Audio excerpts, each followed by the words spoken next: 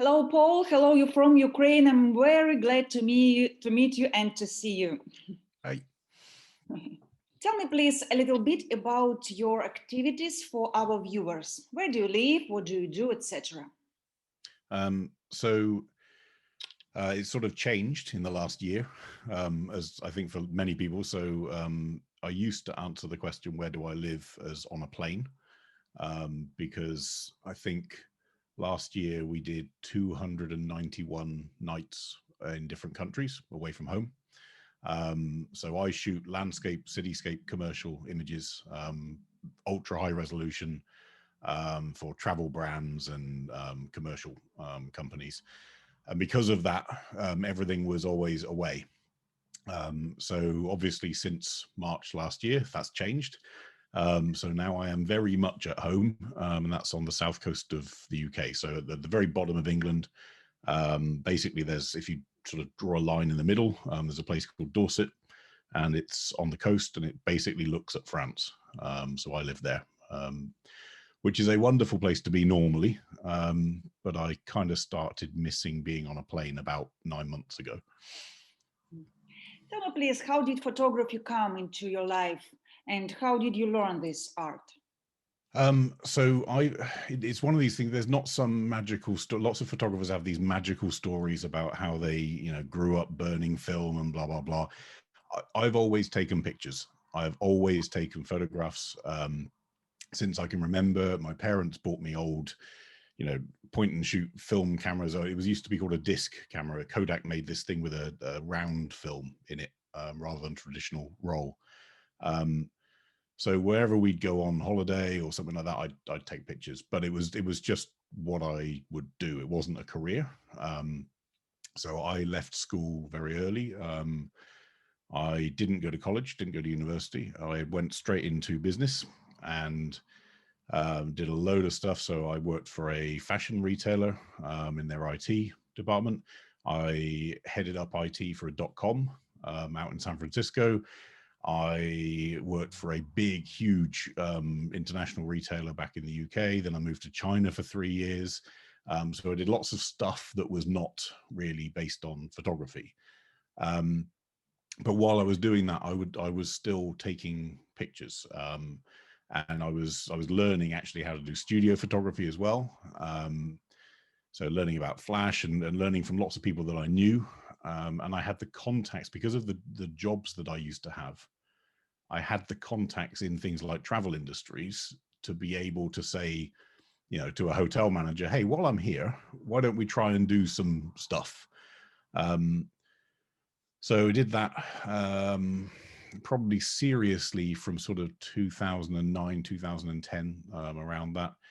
And then one day, basically, I remember, and it's a phrase that I use quite a lot with people, which is, someone asked me this actually last week, which was, what was the one point that it switched? And I remember saying to in fact, saying to myself, so I was in a board meeting, sat at, big desk, lots of people there. And I was making notes and plans of where I was going to go photographing that weekend. And then I realized I've never been out taking photographs wondering what I'm going to do in a board meeting next week. So I have this the wrong way. And that was sort of it. And it's risky. I would say this to people. It was a risky move. I went from don't get me wrong, very, very good lifestyle, to taking on a risk that it might not work out. It might be that lifestyle drops. It might be that things don't quite work out as you planned. Luckily, and because we had all of the, I guess, all the sort of contacts and everything built up, it sort of worked out okay so far.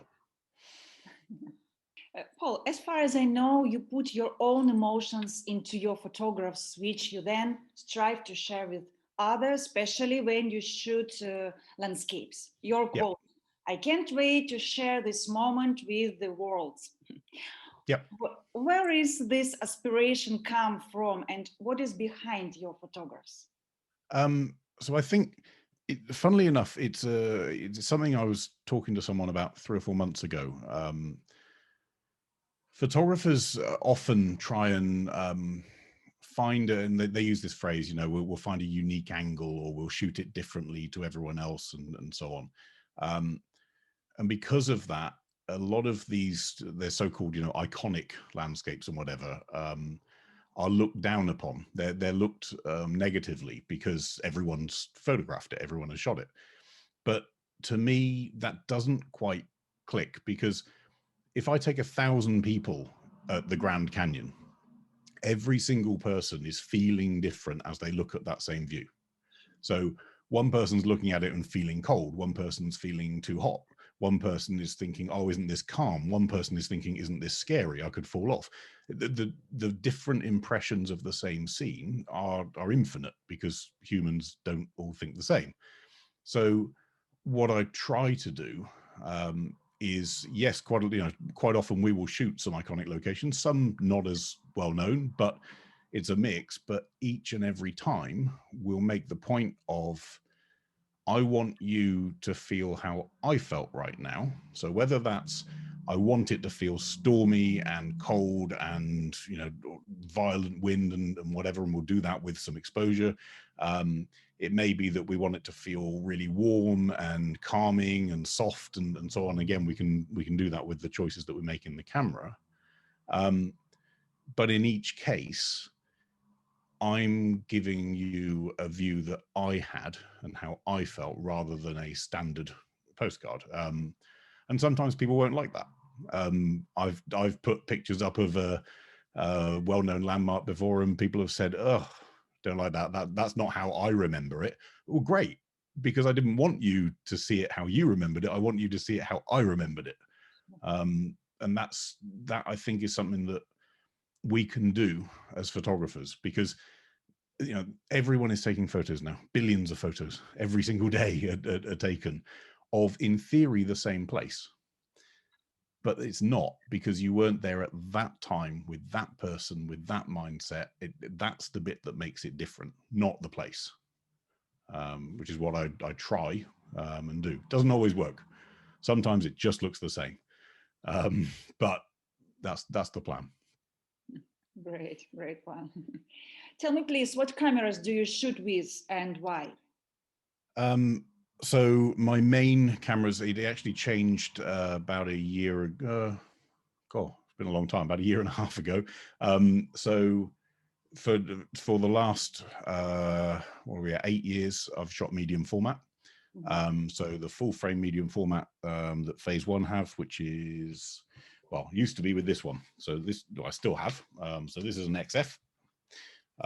It is not the lightest camera in the world. Yeah. And it's actually missing its digital back. I'll show you that in a second. So this is not a pocket camera. If you're planning on going out shooting, you need to plan to go out shooting with it. It is an exceptional piece of kit for detail and dynamic range. And actually, in the last 2 years, what they've done is they've updated the software in those cameras with some functions that are phenomenal. So I can take a 2-hour-long exposure with no filters in that camera. I can capture 18 stops of dynamic range in that camera with all of the technology that's been built in over the years. So for the last, I don't know, how long have we had XF for? Since probably 2016, something like that, 2015, 2016. That's been my workhorse. Before that, it was also medium format, but it wasn't in the XF body. It was in the previous body. And then just over a year ago, I switched to this one, which is still Phase 1. That's the digital back that would normally go on the other one. So this is effectively my film. So most cameras in like a DSLR, this is integrated. that one. But on a medium format, this is interchangeable back. And this is more, it's not quite the same, but it's more of a technical camera than the XF. So this is, there's no autofocus, there's no bells and whistles. It is pure photography. It's got the ability to shift. With those levers, we can move effectively that sensor around the image circle coming out of the lens. So for things like cities and architecture and stuff, it's fantastic. But this is a dedicated field camera with, I mean, the lenses that go on this are by Rodenstock. They're exceptional pieces of glass. So between the two, effectively, I've got the same kit in that it's always the 150 megapixel or 151 megapixel digital back. It's always that phase one setup, but it's just whether if it's commercial stuff and I need to fire flash or I need autofocus or we're shooting from a helicopter, it's the XF because it does stuff quickly. If it's landscape and it's considered, then it's the XT because it kind of has the edge on image quality. It's just you've got to work a bit slower. So that's it. But again, those are those are the tools that I use for most of the stuff. I also shoot with Canon cameras. I also shoot with Sony cameras and whatever, depending on what it's for. So it's a case of the right tool for the right job, but in 90% of cases, well, 99% of cases, it's either the XT or XF from phase one. And what about film photography or just digital cameras? No, so I have, it's funny, isn't it? Lots of photographers have these walls of all these old vintage cameras that they've never used. So I have some, I've got old Seagull cameras and old Rolleiflex and stuff like that, which I have used and do use. We've got the medium or the old roll 120 film and stuff. If I'm honest, and this is going to sound unpopular to a lot, so a lot of photographers hold a lot of respect for film and the vintage of it and so on, as do I. You know, I've got drawers and drawers of negatives. I've got boxes down there with old negatives and stuff from images. But a lot of people now, and I'd have to be honest, including myself, would be shooting film because of the look that it gives you, not because I need to. So when you switch into medium format, some of the arguments about resolution and stuff start to fade away because I can get huge resolution out of those digital backs. So while they may not have quite the same organic feel, what I'm effectively doing is shooting film to get a look rather than because it's technically better. And I can get that look now digitally. Unfortunately, no, it sounds sad. And that's why I say it's probably not a popular thing for photographers to talk about because we have this thing in our head about if you can shoot film, then you're better. And actually, that to an extent, it's true in that you don't have the ability to review the image straight away. You do have to get it right at the time of shooting. But in the same way that I haven't driven a manual car for, I don't know, 15 years because I don't need to, because automatics do that. And it's the same with this, which is if I needed to shoot film, in my head, it would be because I want that look. And nowadays, I don't need film to get that look, sadly. There's something quite nice about doing it. The twin lens cameras I've got are fantastic. They're great. But I'm sort of doing it like, you know, if you got the opportunity to drive a, I don't know, 1965 Mini, you'd think, yeah, that's cool. I'll take that out. Would you want it for your everyday car? Probably not. Tell me, please, what focal length do you prefer the most and how do you choose it for shooting? For example, for landscape, for street photography, for portraits? So I mean, again, it depends on the camera. So my focal lengths are a little bit weird because they've got a different multiplier to 35 mil. But if I convert it into 35 millimeter terms, most of the landscapes that I shoot are between 16 and 24 millimeters. So on my camera systems, that's sort of 26 to maybe 40-ish, or 35 or 40 millimeters on medium format. On the XT, this one, that sort of dedicated one, I have 3 lenses. So I have a 23, which is ultra wide. That's sort of a 15 millimeter equivalent. A 32, which is about what are we at? Something like 20 or 21 millimeters. And then a 70, which is about a 40 millimeter equivalent. They're the only 3 that I take out. They're primes. I don't have the choice of zoom in between. And it forces you to think about how you're going to look at that shot. I do have one advantage, which is my camera resolution allows me to crop a lot if I want to. So even though I'm shooting at 70 millimeters, in theory, I can still produce a shot that was a lot tighter if I want to. On XF, so looking at commercial stuff, for people naturally, I never really want to go any wider than about, well, my camera sort of 60 millimeters, on 35 millimeter equivalent. That's about, what are we at? 36, 37, something like that, because people start to distort. It's great if I need to get background in, but generally speaking, we want to go sort of that or longer. So I've got what is it, 75 to 150 lens, which again, if I do the conversion, is about a 40 to 80-ish lens on 35 mil, which for people is a natural look, rather than distorting anything.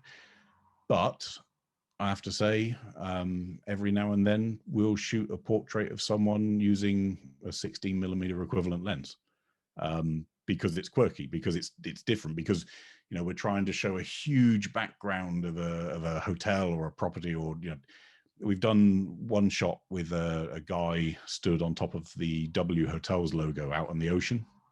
And if you make that shot all about him, that's great, but that wasn't the point of the shot. The point of the shot was to show him in that property. So immediately I then go into shooting portraits with an ultra wide lens, which is not normal. Normally you'd want it to be a bit longer, just to keep things natural. Paul, how much do you edit your photographs, moving away from the original towards artistry? So less and less every year is the honest answer. So I mean, one of the things actually that we started doing as a result of lockdown was teaching people Capture One online. So we started frankly, I got grounded basically. So I can either sit and edit my own back catalog for the next 365 days, or I can edit other people's, which was a bit more interesting. So we started teaching people back in last March. And what I found is a lot of people were doing exactly what I used to do, in fairness, which is look at the photograph that I took as a starting point and then play to get the photograph that I wanted. And what I've learned over the years is, no, get the photograph you wanted in the first place. And then you can, don't get me wrong, there's no such thing as a non-edited digital photo, even a film one. Actually, the second you scan that film in, you are processing it somehow. So I love when people say, this is an unedited photo. No, it's not. It's not. The second it has been through some sort of digital process, whether that's scanning, printing, editing, manipulating, whatever, it has become an edited image, and that's fine.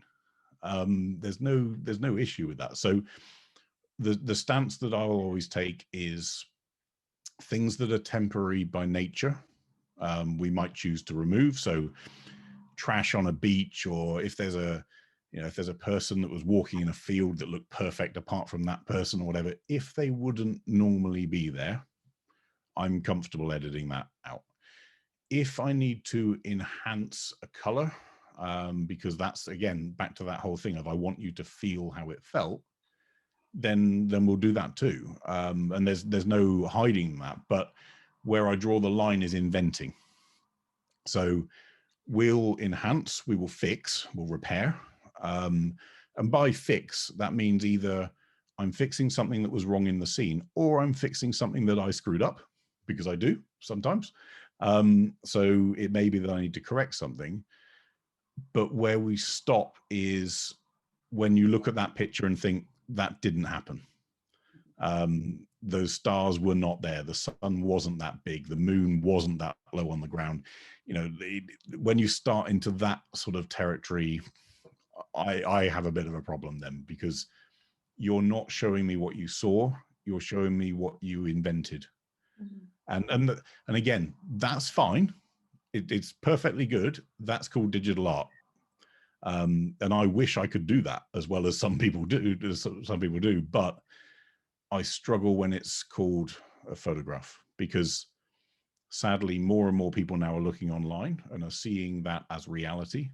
And the human expectation of reality has gone like this in 10 years, to the point where tourists are now, well, were now, maybe not so much now, but tourists were arriving at places based on a picture they saw on Instagram and looking at reality and going,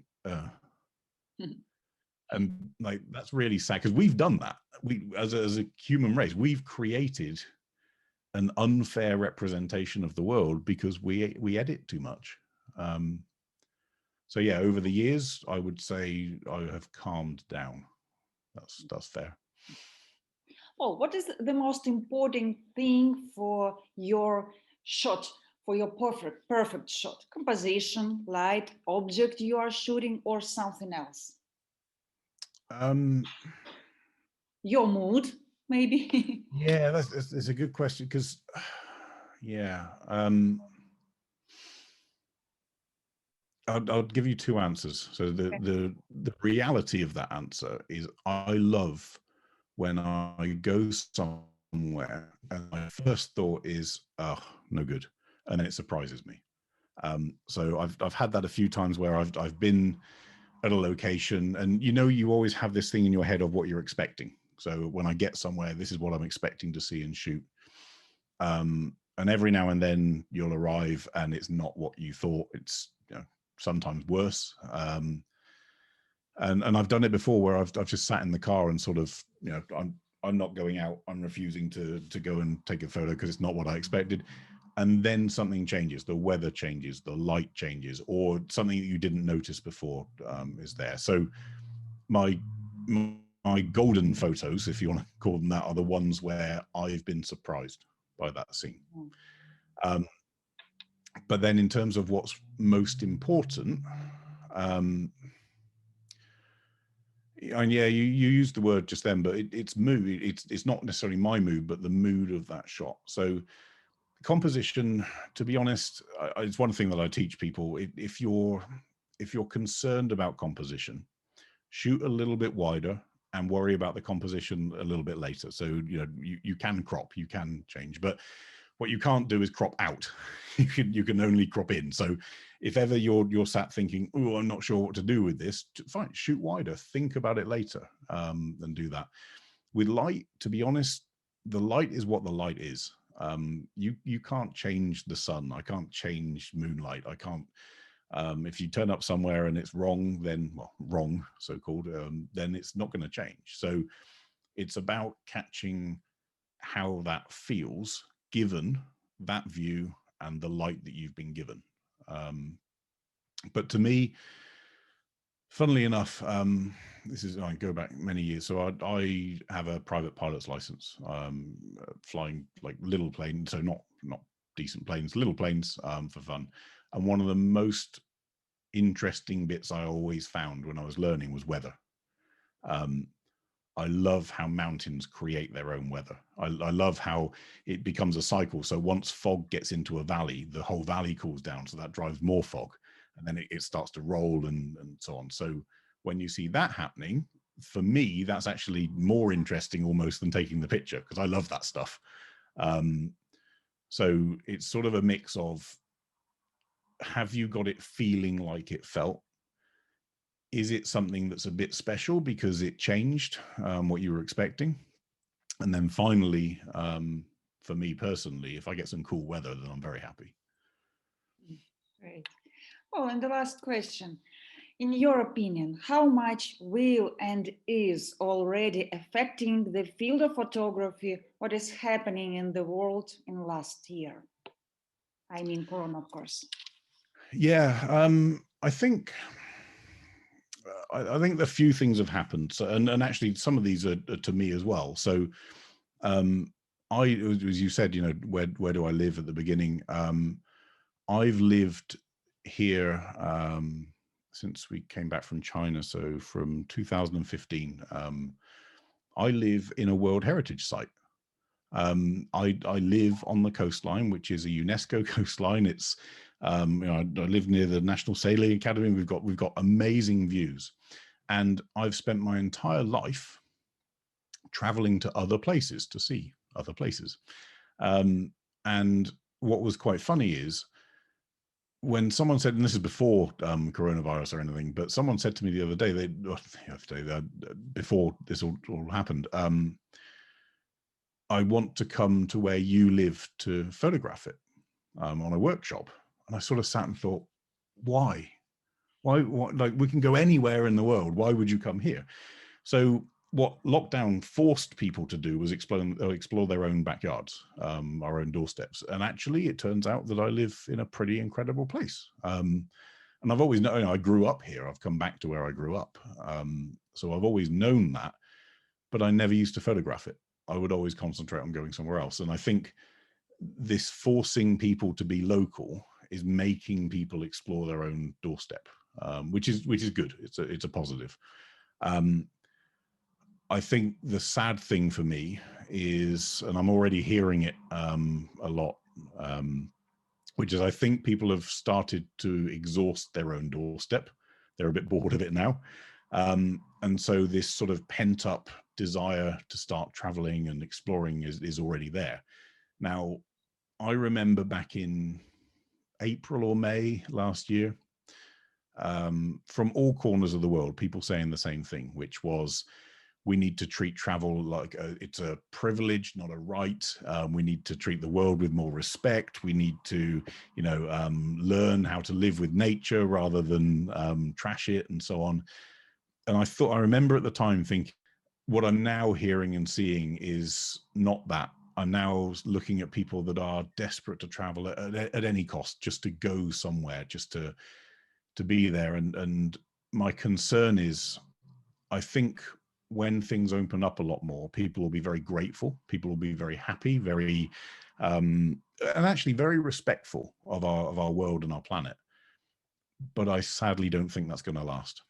I think once people get back into that mindset of, it's my right to be in these places and actually treat them badly, and over tourism and over visiting and all that stuff. It's, my concern is, I think this has gone on for too long for people to actually have that stick. If we'd all been shut down for 3 or 4 months, I think it would have been more vivid in people's memories that, you know, just be careful, this could be taken away. The sad thing I think that's going to happen is, because it's happened for so long, people are going to be just hitting harder, almost just in case we get locked down again, sort of thing. And that worries me, because before lockdown, the world was already struggling with how much we take from it, how much, or how many people we spread into small places.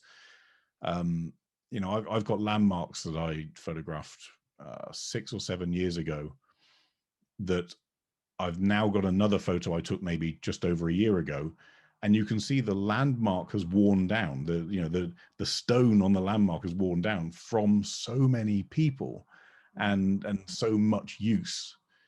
So I think, let me put it a different way. I hope that what I heard back in April and May will stick, that people will treat the planet better, that people will be kinder to each other, more respectful of places they have the privilege of visiting. But my fear is it's not going to last. And I hope I'm wrong. But